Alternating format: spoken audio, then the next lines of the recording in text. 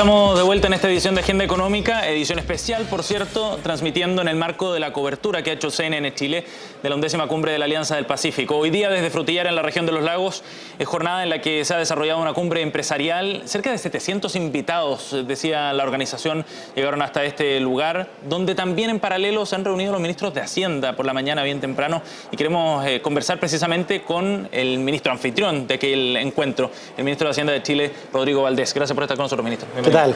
Ministro, ¿hacia dónde se está encaminando la Alianza del Pacífico, diría usted, después de las conversaciones que ya sostuvo en la mañana con sus pares? Bueno, nosotros tenemos un grupo de los ministros de Hacienda que ya está funcionando formalmente desde hace un año. Y nos toca a Chile ser presidentes pro tempore, es una palabra técnica del mundo internacional, ¿no? Pero nos toca ser los que lideramos durante el próximo año la Alianza del Pacífico, como país.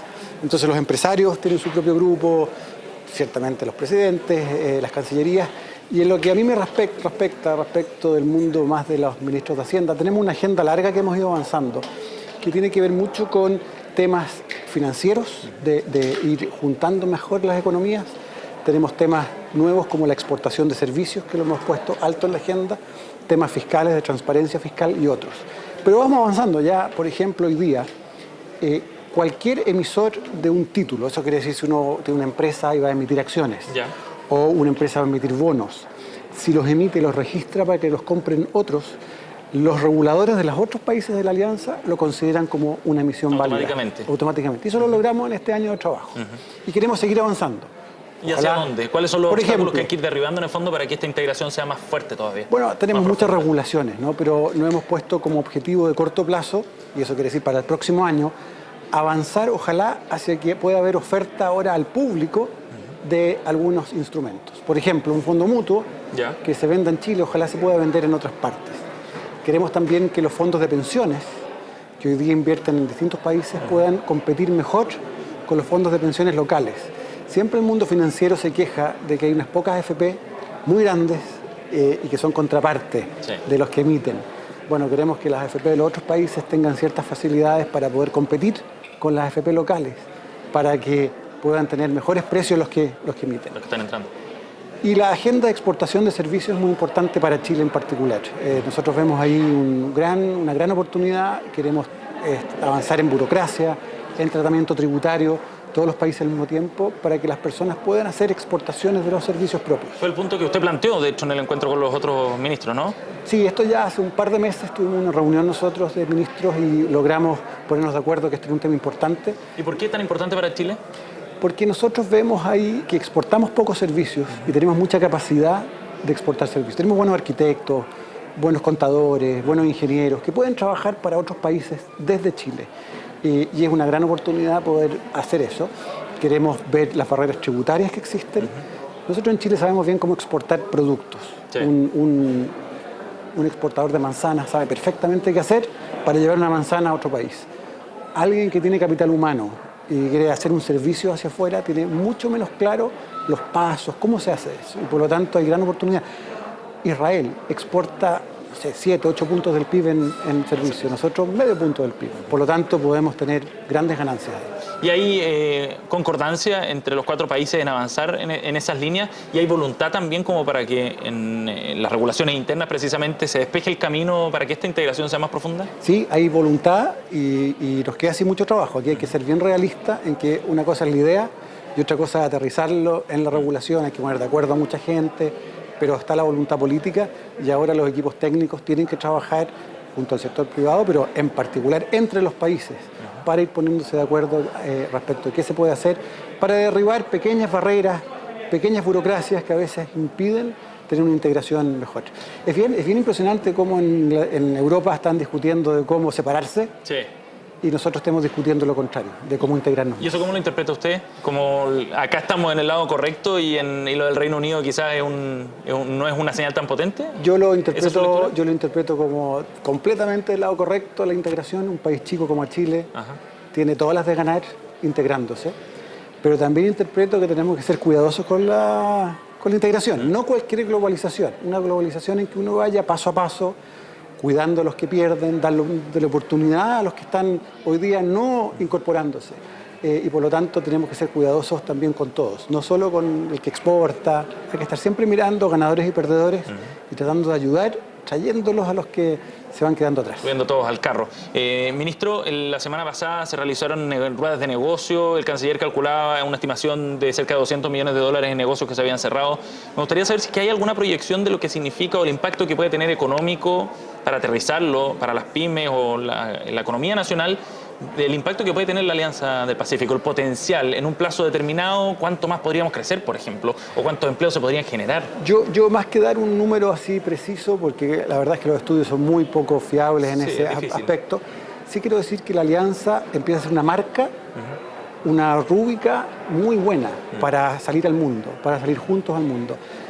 A mí me ha impresionado, por ejemplo, ir a visitar inversionistas solo o con los otros ministros. Y cómo uno lo recibe cuando ven un grupo de países organizados que piensan más o menos igual para el mundo, es mucho más importante. Somos mucho más fuertes como equipo que solos. Tuve una reunión hace unos 3 meses atrás con el secretario del Tesoro americano, el ministro de Hacienda de Estados Unidos. Es bien distinto ir solo a esa reunión a ir los 4 ministros juntos y plantear una agenda común respecto a Estados Unidos. ¿Los miras con más respeto, con más interés? Somos 220 millones de habitantes, ciudadanos. Más de $2.000 millones en PIB. Claro, entonces tenemos mucho que ganar en esta asociación. El cómo reaccionaron los mercados en las últimas semanas también es otro ejemplo de lo mismo. Cómo economías más o menos similares, ordenadas, responsables, que tienen bancos centrales autónomos, fiscalmente ordenadas, tienen algo que mostrarle al mundo muy importante cuando van juntas. El ministro de Hacienda de Colombia, Cárdenas, si no me equivoco, fue quien dijo en la exposición ahora en la mañana que también a él le había sorprendido cómo reaccionaban las economías, que habían recibido shocks similares en este contexto de desaceleración, pero que habían logrado salir también aplicando ciertas medidas similares como en forma conjunto. ¿Esa es una muestra que usted cree de cierta estructura, de cierto, digamos, accionar conjunto que se va dando también un poco inconsciente, consciente-inconsciente? Yo creo que refleja, en el fondo, instituciones parecidas, que vamos de a poco creando instituciones como un Banco Central Autónomo que tiene una meta de inflación, que flota el tipo de cambio, o una regla fiscal.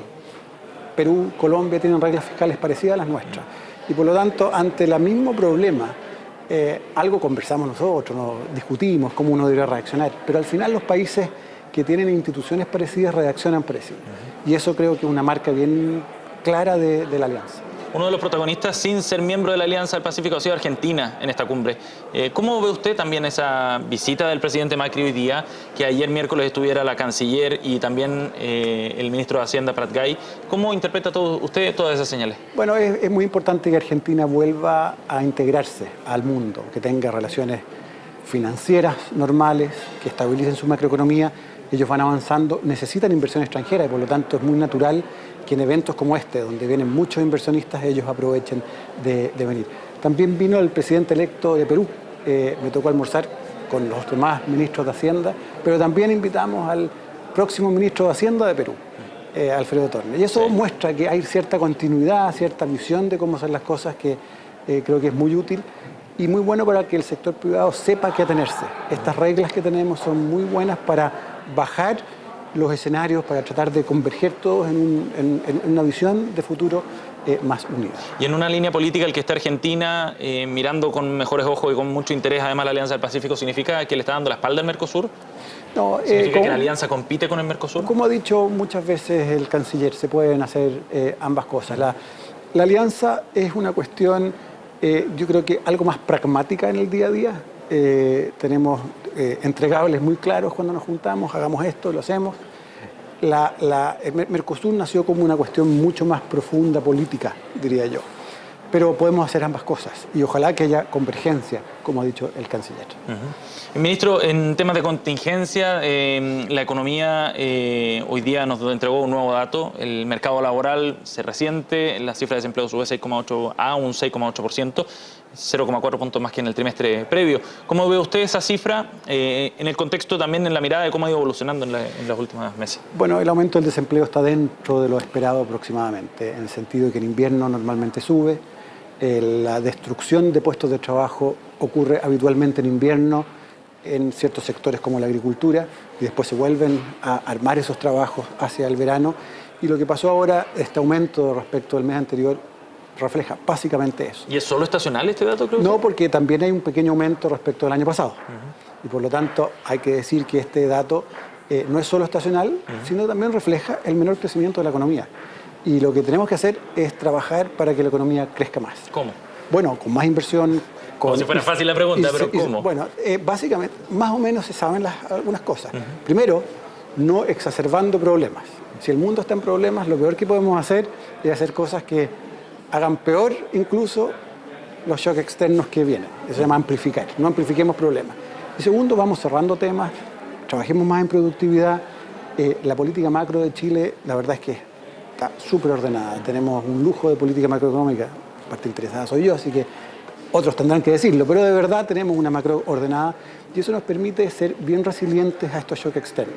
Y tenemos que preocuparnos más del crecimiento, ver cómo movilizamos más inversión, tenemos que abrazar la globalización con más claridad. Los eventos que estamos haciendo acá es muy importante. Chile tiene una estrategia de desarrollo clara, ser abiertos, competir en el mundo. Eso hay que seguir empujándolo con mucha claridad y con mucha convicción. Pero, ministro, ¿es posible tener esa mirada un poco más optimista del vaso medio lleno? Como dijo usted hoy día en la mañana también, cuando, por ejemplo, vimos el dato de la producción industrial que se contrae 2%, y cuando también desde el mundo económico de los gremios no comparten esa mirada y ven con preocupación, además, la reforma que lleva adelante el gobierno, la evolución del gasto también, que hoy día abordaba Alberto Sala en una entrevista en la prensa escrita esta mañana. Yo creo que el sector privado está muy tranquilo con la evolución de la política fiscal primero. Las clasificadoras de riesgo, las tasas de interés que le cobran a Chile, todo muestra que nuestra política fiscal no es un problema. De hecho, contribuye a la estabilidad y a tener tasas de interés bajas. Respecto de la microeconomía y las reformas, aquí tenemos que distinguir dos cosas que son bien distintas. Chile está todavía absorbiendo un shock externo grande. Tenemos una economía a dos velocidades. Es cierto que la producción industrial bajó, pero la producción minera cayó casi 6%. La producción manufacturera subió, poco menos de 2%. Y esta economía a dos velocidades sigue en eso, sigue partes de la economía creciendo y contrayéndose en realidad, y otra creciendo más. Tenemos que apurar esa reconversión de la economía. Pero no es fácil, considerando no es para nada, la minería. Por supuesto, pero el espacio para que la agroindustria crezca, para que los servicios crezcan, es inmenso. Y por lo tanto, tenemos que regar esta planta para que pueda crecer bien. Y respecto a las reformas, yo querría decir que primero, siempre estas reformas producen cierta tensión, pero ya van quedando cada vez menos y las vamos cerrándolas. Lo tributario ya está hace rato cerrado, simplificado, se puede implementar. Lo laboral lo acabamos de cerrar. Queda una reforma importante que vamos a ver completa, espero, que es la reforma de educación superior, que la próxima semana ya va a empezar a verse.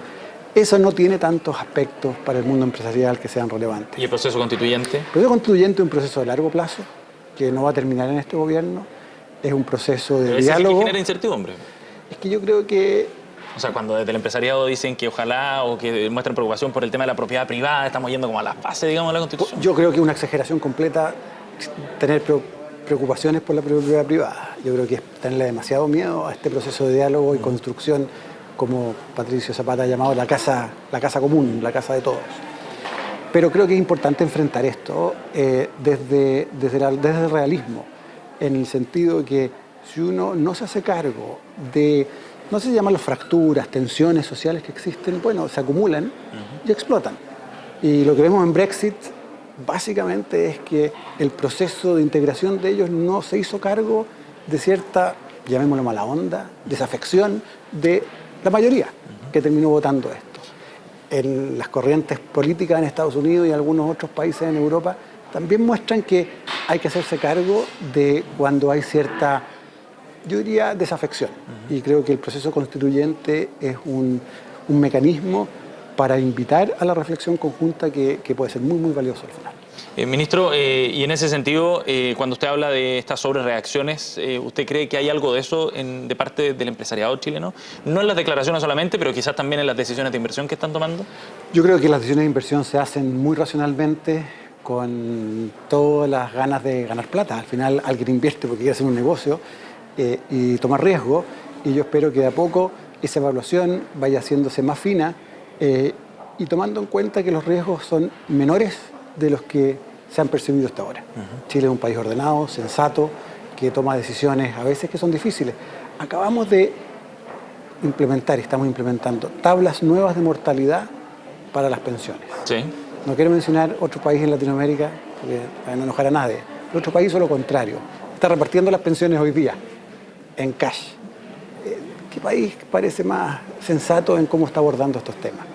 Uno con mucha responsabilidad, el otro con menos. Entonces, creo que tenemos que poner en perspectiva que tenemos un país que funciona, que corrige cuando las cosas se desvían, que aprende y por lo tanto puede hacer reformas a reformas si son necesarias. Estamos en un proceso muy amplio de cambios que son muy importantes, pero no hacer esos cambios no es una salida a esta tensión que tenemos en el país. Ministro Valdés, gracias por su tiempo. Muy amable. Gracias a ustedes.